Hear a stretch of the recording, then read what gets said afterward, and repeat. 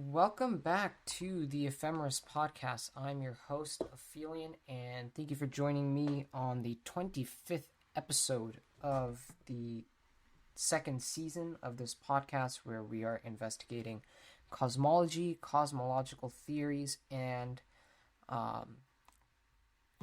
things of the sort, as we've seen with the last few episodes. And as we inch closer to the end of the season, we're going to begin looking at more contemporary astronomers, and we will begin with Henrietta Leavitt.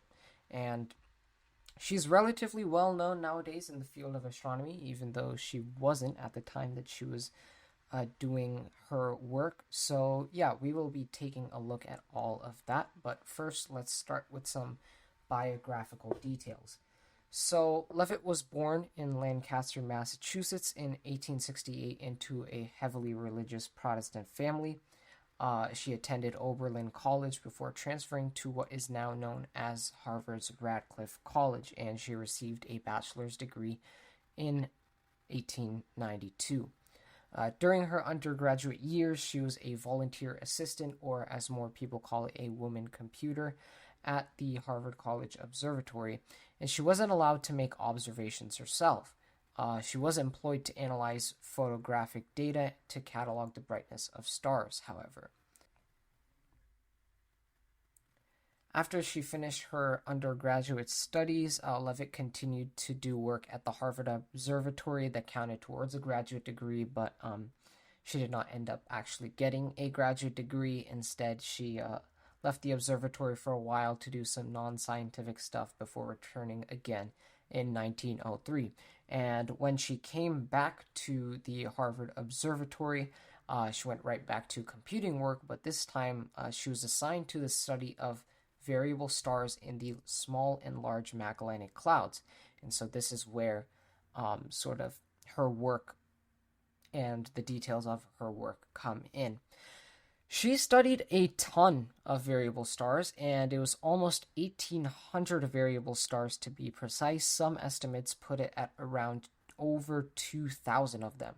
And in a 1912 paper, Leavitt examined the relationship between periods and the brightness of a sample of 25 Cepheid variables in the Small Magellanic Cloud. And she graphed the magnitude of the stars in comparison to their periods using a logarithmic scale, and she was able to draw a line of best fit.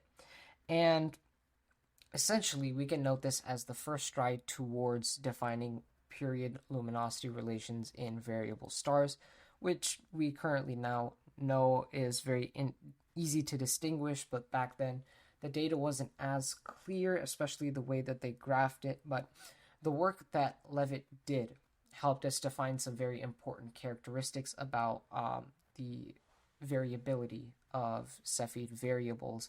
And so you could stop at that and say, okay, well, that's fantastic and very important. But if there's people out there that don't quite understand why this is such a big deal, let me explain. When we attempt to observe the universe, it's difficult because there's a lot of things going on in the universe. There's expansion, redshift, there's like gravitational lensing, random dips and spikes in brightness of stars. Like, I can recall there's this one time where Betelgeuse just dimmed for unknown reasons. I think at the time, it was like, 2 or 3 years ago? So yeah, there's a bunch of stuff that goes on in the universe, and the one thing that brings some clarity to observing the universe and kind of making our lives a little bit easier is standard candles. And standard candles are stars which have a known absolute magnitude, or at least a consistent one. And you can use these standard candles for calculating distances to certain objects using what we know as the distance modulus equation.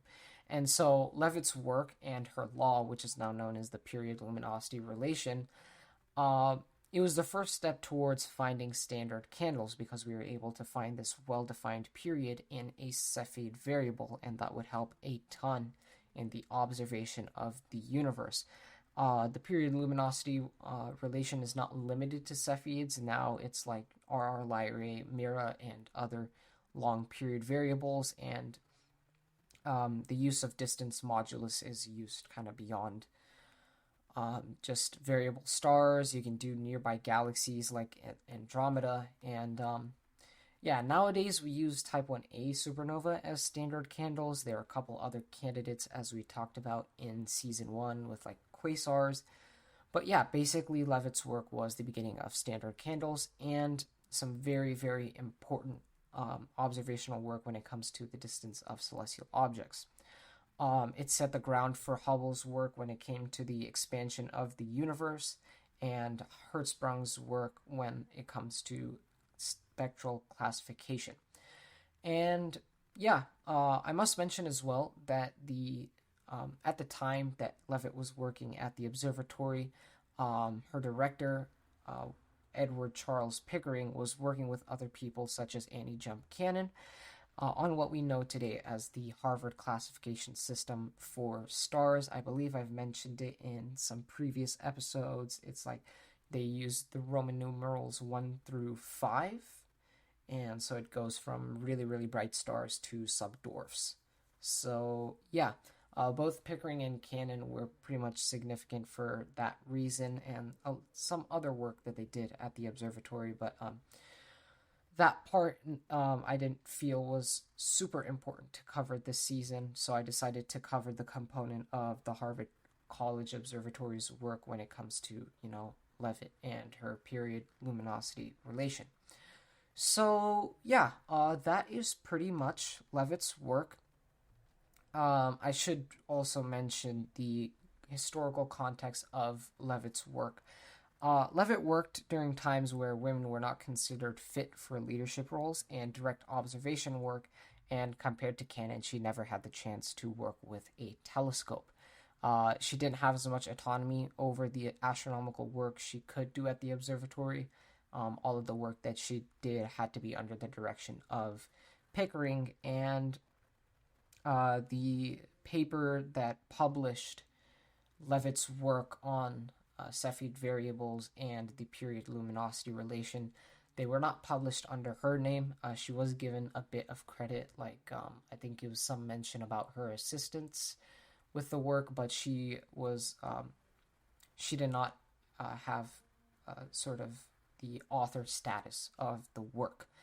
And so, yeah, that's definitely a significant part about why her work wasn't as recognized as the time and how we recognize it today. And so, yeah, I mean, that's pretty much all I have to say about Henrietta Leavitt. It was intended to be a short and sweet episode, sort of to serve as a springboard into the early 20th century and this huge mountain of progress that happens in the era of Einstein. And yeah, but also just the fact that Leavitt was not as recognized as at the time, and there's some very, very significant parts of her work that we do at least recognize today in some part. So yeah, I am pretty much done blabbering. If you guys enjoyed listening to this episode on Henrietta Leavitt, I would sincerely appreciate a follow on Spotify. I see there's a couple of listeners dropping in there, so thank you very much for listening on Spotify. And if you're on YouTube, obviously nothing against you. Thank you for viewing on YouTube. I would sincerely appreciate a subscribe to those.